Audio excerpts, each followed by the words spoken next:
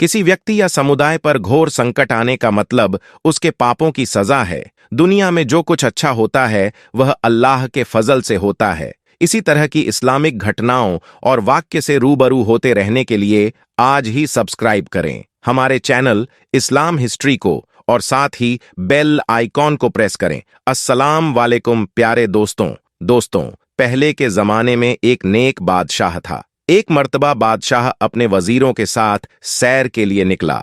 जंगल के करीब डेरे डाले गए। जब खाने का वक्त हुआ तो दस्तरख्वान बिछाया गया। इतने में बादशाह ने देखा कि एक बहुत बड़े दरख्त पर एक बंदर बैठा हुआ सब कुछ खामोशी के साथ देख रहा है। उसमें बंदरों वाली कोई भी हरकत नहीं थी। बादशाह ने कहा कि थोड़ा सा खाना इस बंदर के सामने भी डाल दो। नौकरों ने थोड़ा सा खाना उस बंदर के सामने भी डाल दिया। बंदर पेड़ से नीचे उतरकर आता है और एक ठीकरी लेकर कोयले से कुछ लिखता है और फिर बंदर ने वह ठीकरी बादशाह को दे दी। ठीकरी पर लिखा हुआ था, मैं ऐसे खाने नहीं खाऊंगा, बल्कि जैसा दस्तरख्वान बादशाह के लिए लगाया गया है वैसा ही मेरे लिए भी लगाया जाए। बादशाह को यह देखकर बड़ी हैरानी हुई। बादशाह ने हुक्म दिया कि इसके लिए भी एक ऐसा ही दस्तरख्वान लगाओ जैसा कि मेरे लिए लगाया गया है। इसके बाद बंदर दरख्त से नीचे उतरकर आया और खाना खाकर फिर से दरख्त के ऊपर चढ़ गया। अचानक आसमान पर काले रंग के बादल छा गए। नौकरों ने जल्दी जल्दी सारा सामान समेटा।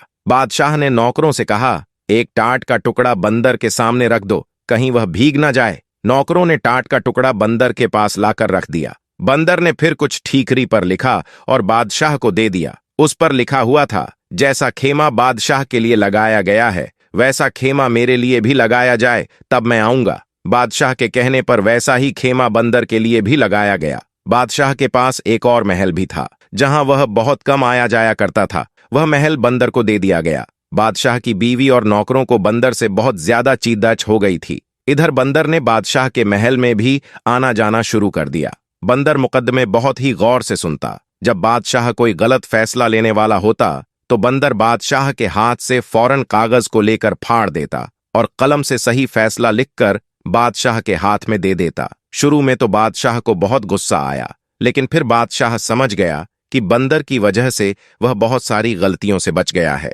उस बादशाह की एक खूबसूरत बेटी थी। बादशाह अपनी बेटी से दिलो जान से ज्यादा मोहब्बत करता था। बंदर को देखने का शौक बादशाह की बेटी को भी पैदा हो गया। एक दिन शहजादी अपनी सहेलियों के साथ बंदर को देखने के लिए आई। जब बंदर ने शहजादी को देखा तो उसे देखकर वह घूरने लगा। बंदर झट से महल से कागज और कलम लेकर आया और कुछ लिखकर बादशाह को दे दिया। उसमें लिखा हुआ था, मैं आपकी बेटी से शादी करना चाहता हूं और मैं आपको यकीन दिलाता हूं मैं आपकी बेटी को हमेशा खुश रखूंगा। बादशाह तो यह पढ़कर हक्का बक्का रह गया कि अपनी फूल जैसी शहजादी की शादी इस बंदर से, ये तो कभी भी नहीं हो सकता। बादशाह ने कहा कि ऐसा तो मेरी जिंदगी में कभी हो ही नहीं सकता। बंदर ने लपक कर बादशाह की कमर से तलवार निकाली और दूसरे हाथ से लिखा, अगर ऐसा आपकी जिंदगी में नहीं हो सकता तो मरने के लिए तैयार हो जाइए। मैं आपको मारकर आपकी बेटी से शादी कर लूंगा। आप मेरे मोहसिन हैं।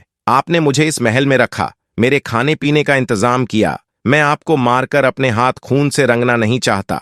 बादशाह ने अपनी मौत को सामने देखा तो कहने लगा, अच्छा, मुझे थोड़ा सोचने का मौका दो। बादशाह अपने महल वापस आ गया। वह बहुत परेशान हुआ। एक तरफ बेटी थी और दूसरी तरफ उसकी अपनी जान। सारी रात टहलते हुए उसने परेशानी में गुजार दी, लेकिन अपनी बीवी को उसने कुछ भी नहीं बताया। वह जानता था कि बीवी को जैसे ही पता चलेगा वह सारा महल अपने सर पर उठा लेगी। सुबह होने तक बादशाह फैसला कर चुका था कि वह अपनी जान दे देगा, लेकिन अपनी बेटी की शादी बंदर से कभी भी नहीं करेगा। वह कुछ नसीहतें करने के लिए अपनी बेटी के पास गया कि बेटी, कल को अगर मुझे कुछ हो जाए तो तुम्हें अपनी मां को कैसे देखना है और सल्तनत को कैसे संभालना है। शहजादी ने आंखों में आंसू भरकर कहा, अब्बा जान, यह आप कैसी बातें कर रहे हैं? अल्लाह ताला आपकी उम्र में बरकत अता करें। बादशाह ने कहा, मेरी बेटी, वह बंदर मेरे भी पीछे पड़ गया है और मुझसे कहता है कि मैं उसकी शादी तुमसे कर दूं, वरना वह मुझे जान से मार देगा।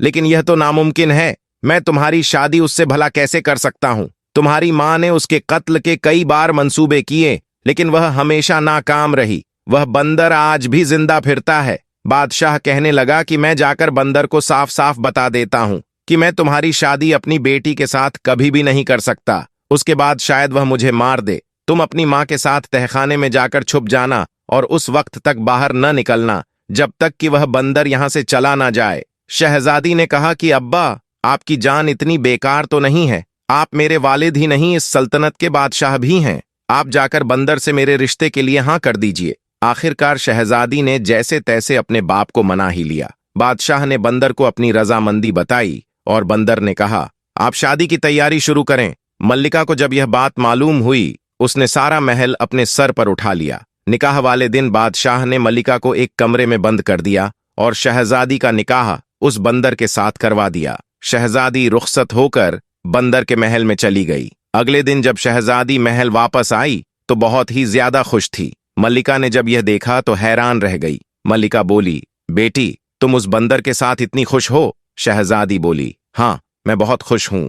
शहजादी दिन में अपने बाप के महल में रहती और रात के वक्त वह बंदर के पास उसके महल में चली जाती है। एक बार रात के वक्त मल्लिका ने नौकरानियों वाला लिबास पहना और बंदर के महल में चली गई। शहजादी के कमरे का दरवाजा बंद था। मल्लिका ने दोनों की बातें सुननी शुरू की। अंदर से किसी मर्द के बोलने की आवाज आ रही थी। मल्लिका ने ताले के सुराख से अंदर झांका तो देखा कि शहजादी एक बहुत ही खूबसूरत नौजवान के साथ बैठी हुई है।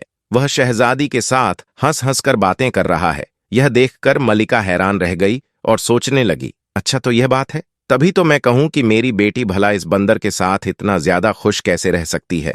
अब मल्लिका वहां से पलटकर जाने लगी। उसको एक तरफ बंदर की खाल पड़ी हुई नजर आई। मल्लिका सोचने लगी, इतनी मोटी खाल बंदरों वाली यह अपने ऊपर पहनकर भला क्यों रखता है और बंदर बना क्यों फिरता है? अगर मैं इस खान को जला दूं तो फिर यह कभी भी बंदर नहीं बनेगा। यह सोचकर वह बंदर की खाल उठाकर अपने महल में ले आती है और उसे खाल को आग लगा देती है। इधर मल्लिका ने बंदर की खाल को आग लगाई, उधर शहजादे को जलन महसूस होने लगी। शहजादा बचाओ बचाओ करके गायब हो गया। हैरान शहजादी अपने वालिद के महल में वापस आती है तो देखी है उसकी वालिदा ने बंदर की खाल को आग लगा दी थी। शहजादी ने जल्दी जल्दी से वह आग बुझाई। शहजादी को पता चल गया कि उसकी माँ का यह कारनामा है। वह रो रोकर कहने लगी, अम्मी जान, आपने मेरा सुहाग उजाड़ दिया। आखिर आपकी क्या दुश्मनी थी मुझसे? उसकी माँ ने कहा, बेटी, मुझे क्या पता था। मैंने तो सोचा कि मैं वह बंदरों वाली खाल अगर जला दूंगी तो वह बिल्कुल नौजवानों की तरह मेरा जमाई राजा बना रहेगा।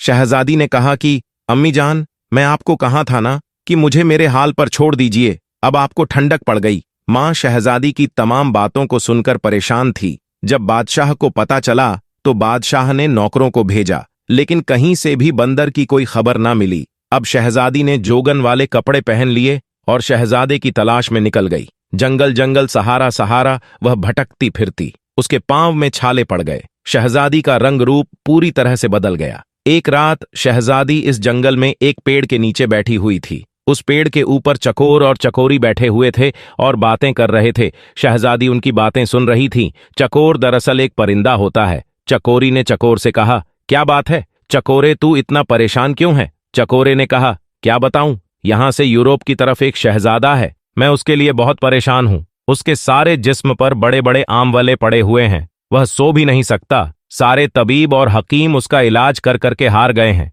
कोई भी उसका इलाज नहीं कर पा रहा है। चकोरी ने पूछा, शहजादे की ऐसी हालत कैसे हुई? चकोरे ने कहा, किसी जालिम ने शहजादे को जलाकर मारने की कोशिश की थी। शहजादे की जान तो बच गई, लेकिन उसका सारा जिस्म जल गया है। चकोरी ने कहा, चकोरे, क्या हमारे शहजादे के दुख का कोई इलाज नहीं है? चकोरे ने कहा है, अगर कोई हमारी बीट इकट्ठी कर ले और उन्हें संदल के साथ घिसकर 40 दिन तक रोजाना सुबह शाम शहजादे को लगाए तो शहजादे के सारे जख्म भर जाएंगे। शहजादी समझ गई कि यह मेरे शहजादे के बारे में बात हो रही है। वह दोनों तो सुबह उड़ गए। शहजादी ने उनकी सारी बीठें इकट्ठा की और एक तबीब के भेष में वह यूरोप की तरफ चल पड़ी। वहां से कुछ ही मील की दूरी पर शहजादी पर एक शहर नजर आया। शहर बहुत ही ज्यादा खूबसूरत था, लेकिन वहां की हर चीज पर उदासी छाई हुई थी। वहां के लोग बहुत ही ज्यादा परेशान थे और अपने अपने कामों को अंजाम दे रहे थे। शहजादी जिससे भी उसकी परेशानी की वजह पूछती तो सारे बताते कि उनके शहजादे की हालत बहुत ज्यादा खराब है। शहजादी ने बाजार से सदल खरीदा और दूसरी दवाई ली और जरूरत का सामान खरीदकर शहजादी शाही महल में पहुंच गई और पहरेदारों से कहने लगी कि जाकर बादशाह से कहो कि हिमालय की पहाड़ियों से एक तबीब आया है। वह शहजादे का इलाज करेगा। पहरेदार भागता हुआ बादशाह के पास गया। बादशाह ने कहा कि उसे फौरन अंदर बुलाकर लाओ। बादशाह ने देखा कि यह तो अब भी नौजवान है, यह शहजादे का भला क्या इलाज करेगा। इतने बड़े बड़े तबीब और हकीम जिसका इलाज न कर सके। फिर भी बादशाह ने कहा, तुम भला क्या कर लोगे, बड़े बड़े तबीब और हकीम हार चुके हैं। शहजादी बोली, अगर 40 दिन में शहजादा ठीक ना हुआ तो जो चोर की सजा है वही मेरी सजा। यह सुनकर बादशाह ने खुशी से हाँ कर दिया और शहजादी ने कहा कि मुझे शहजादे के साथ वाला कैमरा चाहिए ताकि मैं दिन रात शहजादे की देखभाल कर सकूं। बादशाह के हुक्म पर शहजादी को शहजादे के साथ वाला कमरा दे दिया गया। शहजादी ने इलाज शुरू कर दिया और महीने भर ही में शहजादा पूरी तरह से ठीक हो गया, लेकिन जख्म अभी थोड़े थोड़े कच्चे थे। जैसे ही चकोरी और चकोरा ने 40 दिन की बात की थी, इसी तरह शहजादी शहजादे की खिदमत करती रही और बादशाह ने उसे बहुत भारी इनाम देने की तैयारी कर रखी थी और शहजाद उस तबीब का दिल से शुक्रगुजार था। लेकिन हुआ यह कि 40वें दिन शहजादी ने शहजादे के जिस्म पर वह लेप किया और वहां से निकल गई और अपने महल की तरफ लौट आई। शहजादी ने वहां से आने से पहले शहजादे की अंगूठी जरूर उससे मांग ली थी और शहजादे की अंगूठी अपने साथ लेकर वह अपने वालिद के महल पर वापस आ गई। इधर शहजादे को यह मालूम नहीं था कि तबीब चला गया है। महल में शहजादे की सेहतयाबी की तैयारी बहुत जोर जोर से हो रही थी, लेकिन तबीब का दूर दूर तक कोई भी अता पता न था। शहजादा बहुत परेशान था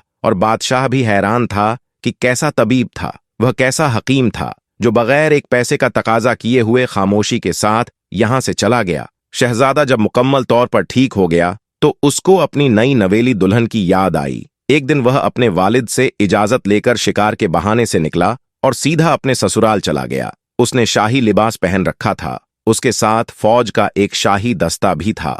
नौकरों ने उसे बड़े ही एहतराम के साथ महल में बिठाया और बादशाह को खबर दी। बादशाह बेटी के गम में वक्त से पहले ही बूढ़ा हो चुका था। शहजादे ने बड़े ही अदब से बादशाह को सलाम पेश किया। बादशाह ने कहा, बेटा तुम कौन हो, कहां से आए हो? शहजादे मालूम देते हो, लेकिन मैं तुम्हें नहीं जानता हूं और मैं तो इससे पहले तुम्हें कभी देखा भी नहीं है। शहजादे ने कहा, ए मेरी मोहसिन, आप भले ही मुझे नहीं जानते, लेकिन मैं आपको कभी भी नहीं भूल सकता हूं। मैं तो आपको बहुत अच्छी तरह से जानता हूं। दरअसल मैं वही बंदर हूं जिसको आपने अपनी बराबरी का दर्जा दिया था, अपने महल में रखा, खिलाया पिलाया और अपनी बेटी के साथ मेरी शादी कर दी थी। बादशाह ने खुशी से और हैरत से पूछा कि बेटा यह कैसे मुमकिन है? शहजादे ने कहा कि आपको मैं अपनी कहानी बाद में बताऊंगा, पहले बताइए कि मेरी दुल्हन कहाँ है? बादशाह ने कहा, बेटा वह तुम्हारे जाने के बाद इस महल में अकेले रहती है। शहजादा वहां खुशी से भागा, महल के अंदर गया। शहजादी गम की तस्वीर बनी बैठी थी, फूलों सा चेहरा मुरझाया हुआ था।